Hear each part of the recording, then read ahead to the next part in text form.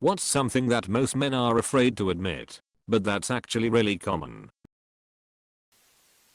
Like most hearsay, shame and vulnerability. It hits hard, and it feels like a giant wall that's nearly impossible to get past and open up to someone about it. Edit. Happy to see that so much positive reinforcement here. It actually helps support something I'm writing in my book. So thank you very much. Brené Brown talks about this many times. Men will open up with vulnerability, and they are met with disgust. My ex begged me to open up more. And when I did, and told them I wanted to go to therapy to deal with my depression, they said that could take years. And left me for the friend she told me not to worry about. I'm in no way saying all women are like this, but I'm willing to bet it happens more often than we'd like to think. It creates a vicious cycle. We, men, don't want to open up because we don't trust the outcome. Wanting people to be proud of us. A little while ago my girlfriend randomly told me she was proud of me, and it just made my heart melt. We just want to be appreciated sometimes. Dude, it sure feels good, doesn't it? Men also struggle with body issues. Both ends. Too fat or not fit enough. Edit. Also too skinny. Was listening to a podcast about this yesterday. It was interesting but upsetting. A shift in the look of action figures in recent years. Self-comparison through social media. Being bombarded by perfect physiques everywhere. You can walk down the street and see someone chiseled on the side of a Hollister bag. Also, terms like small d energy being thrown around in the mainstream are quite literally body shaming. Can you imagine if you use similar terminology towards women? 1. Anxiety issues, especially when it comes to dating and performance in bed. 2. Depression because you don't feel good enough about yourself after seeing others successful and leading happy lives. Men are conditioned by the society to be a superman, provide for family, and be problem solver. 3. Loneliness when friends are busy with their own lives and you are unable to make new friends as you grow older. I suffer from, at times, crippling anxiety. It rules my life most days. But you would never know it from talking to me. My wife knows about it, but doesn't always acknowledge it because I hide it so well. Suicidal and depressive thoughts. I've always been very quiet about this aspect of my life, and sometimes it's difficult to express myself. Hey Bashful, hope you're doing better. Sincerely, Bashful. Depression and suicidal thoughts and tendencies. A lot of my friends know I attempted 3 years ago, but not a single soul knows I was going to attempt in February this year after a particularly bad run since September, culminating in a pretty rough breakup. The only thing that saved me was running into a friend from a different department on the walk to the bridge I was gonna jump off. He ran into me on the way back from his lab. It was close to 1 AM. And when I told him about the breakup, he invited me over to have some cheesecake. BC, it's my favorite dessert. He has no idea he saved my life. Edit. I'm appreciative of the engagement. Hopefully this helps other people looking at this post know they are not alone. Also wanted to address a few things. 1. I'm in a much better place emotionally now. Therapy and the gym have done wonders for me personally. I couldn't exercise at the time due to an injury, but generally it helps me regulate my emotions quite a bit.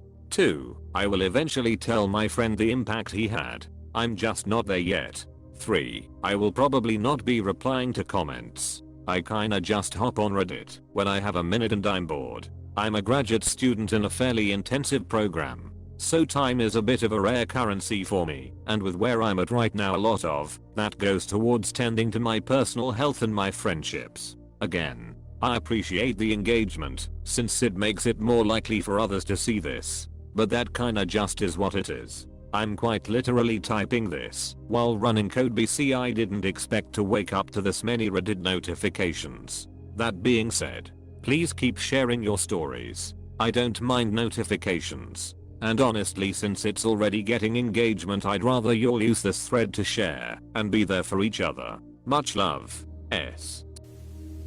How lonely we are. We are invisible to most of society if we are single. And I'm not talking about just girls, but friendships even. I never talk to anyone about it because it's not really a good look for us. This so true, and gets worse the older you get. Friends get married and then don't hang out anymore. It's hard to talk about But I always feel bad, like, why do you just dump me? Now that you're married you should still be able to have friends. The fear of disappointing a partner in the bedroom, made worse by the fact that it's completely normal for a woman to tell her entire social circle about your private sex life. That I'm scared, I'm worried, I'm nervous, I just want to be held and told that I'm doing okay. Mostly that. But also the spider is creeping me out. Bro, spiders can F right off. For context, I live in Australia and there was a giant huntsman the size of my hand on my bedroom wall, and I'm literally jumping up and down psycheing myself up to take it on in a fight to the death.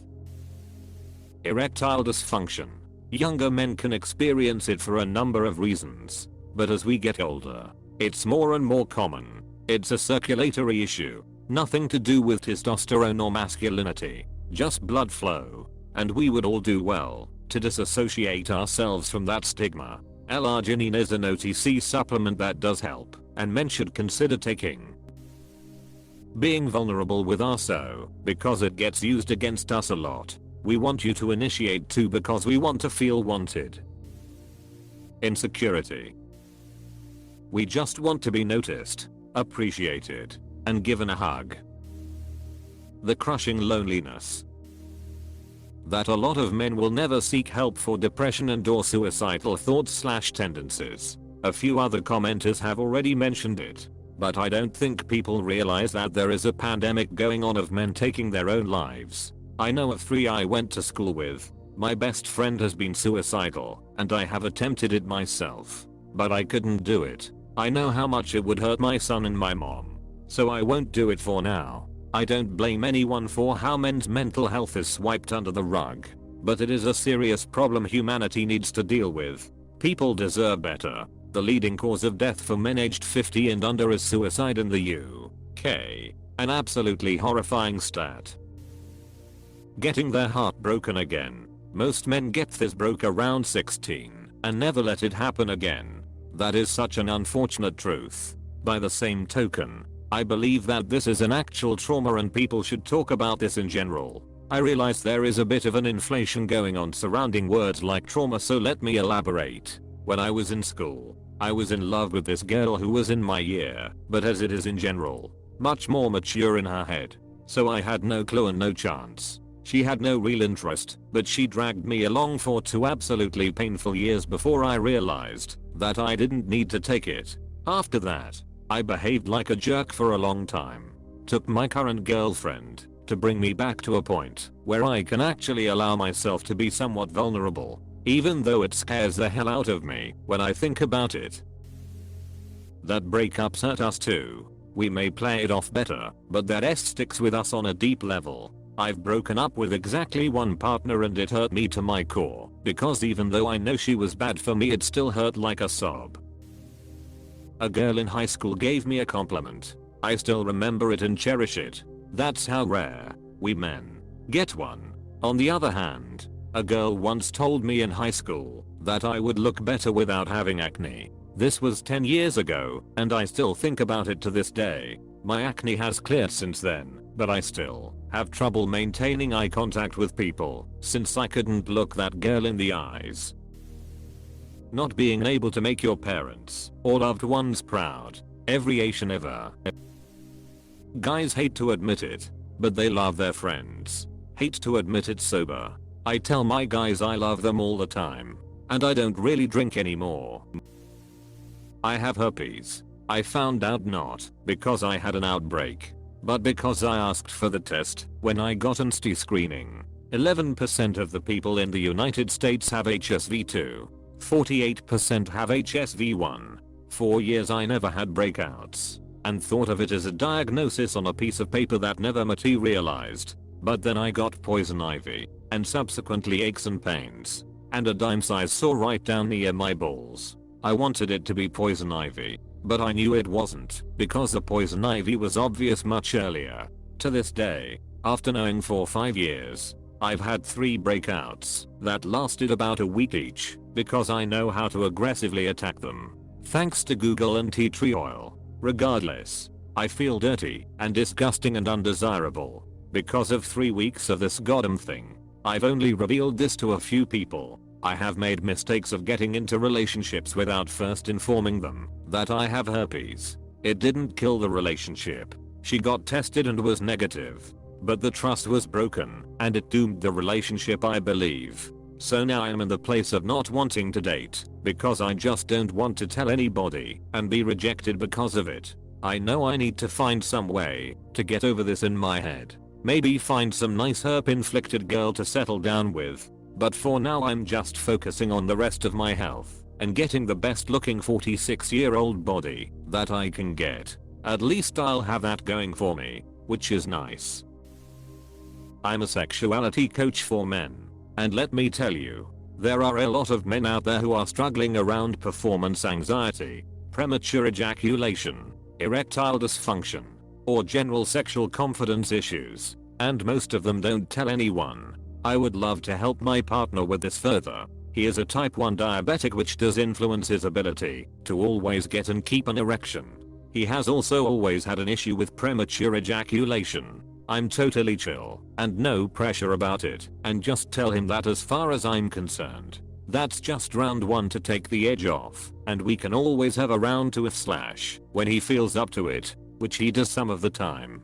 Otherwise, I'm happy to sit on his face. I have tried as many things as I can think of to prolong his enjoyment, including long edging sessions of oral. I've managed a 15 to 20 minute blowjob on more than a few occasions. And I don't really mind that we don't have 5 or 10 minute or longer sessions when it is PIV. But he feels so self-conscious about it. It makes my heart hurt that he feels like he is not good enough. I'm scared of many things. I do cry. Sometimes I do break down because of emotions. I just don't tell/show anyone. I do have a soft spot. Just because I like cute things or pink things, it doesn't mean I'm gay. Sometimes I'm lost and have no idea where I'm going or what I'm doing in my life.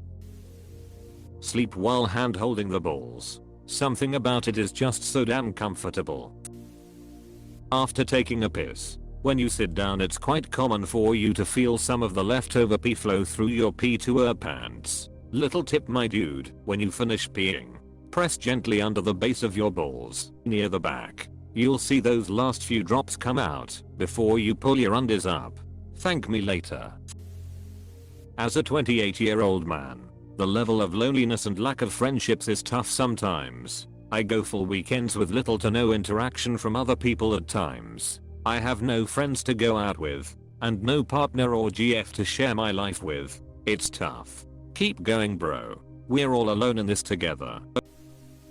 I'd say dealing with darker emotional aspects of myself as a grown man. I'm by no means an angry guy, but I haven't really made any attempt to face my poor control of my anger or sadness when I hit that point. I grew up in what you would probably consider an abusive household, and I seen older men in my family use their anger, and it scared me. It still does now, seeing people my age use it, but it scares me even more when I lose control. It's a strange feeling, because you hate yourself for going to that state, but also part of you loves it, because some people begin to fear what damage you could inflict. I remember losing my temper at a guy who would bully me at work last year, and rather than deal with it on the spot, I eventually exploded after months, and the guy was so terrified of me, he quit on the spot crying. Not going to lie, I loved that feeling. I felt like I had so much control over him, despite me wishing I dealt with it earlier like a responsible and confident person.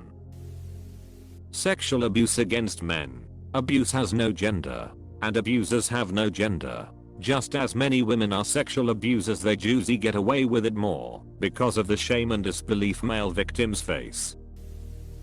Struggling with mental health issues, but feeling too embarrassed to reach out for help, cause men are supposed to be strong, tough, and not talk about their feelings. Even though we all know that's bullshit, it's still programmed into our culture, and it's a really hard thing to overcome.